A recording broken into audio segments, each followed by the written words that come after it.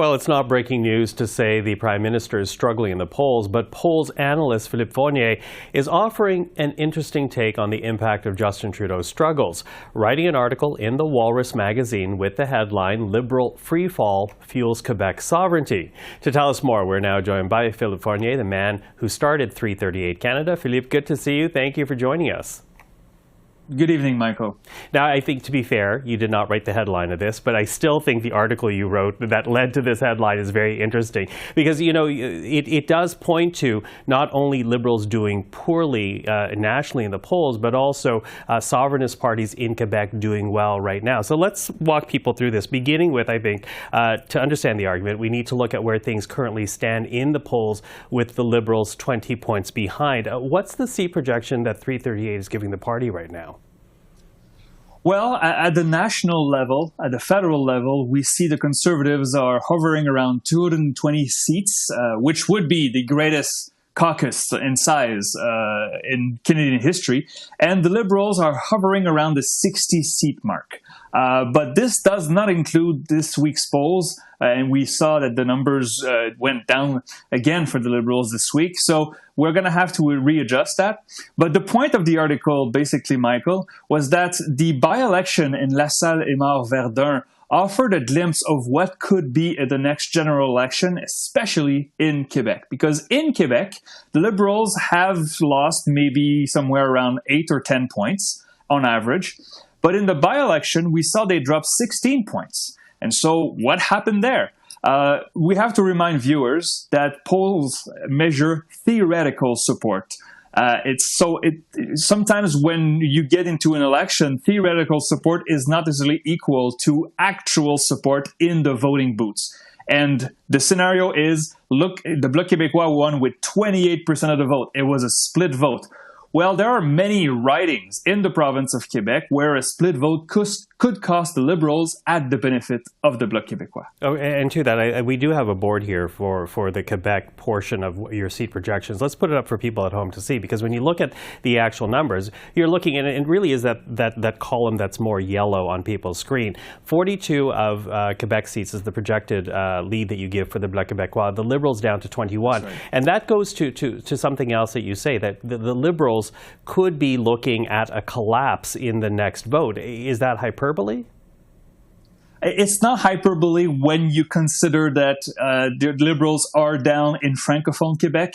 And in the past 3 elections with Justin Trudeau, the Liberals did do well in Quebec. They won more seats and won more votes than any other party in the province. But when you start losing those close races, including also in and around Montreal, so outside of the Montreal, Gatineau, and Laval area in Quebec, the Liberals won many seats in the past elections, but always by razor-thin margins. And so if we apply this swing that we see in the polls to the projection, we see that the Liberals would be wiped out of the eastern townships. They would probably lose everything they have in Quebec City, and even François-Philippe Champagne's seat in Saint-Maurice-Champlain would be in danger considering those numbers. And so in Francophone Quebec, the Bloc could really make some gains in the next election with those numbers. So the Bloc could make gains, and when you talk about these bad numbers of the Liberals helping fuel sovereignty, again, not your headline, but the extrapolation from what you're writing,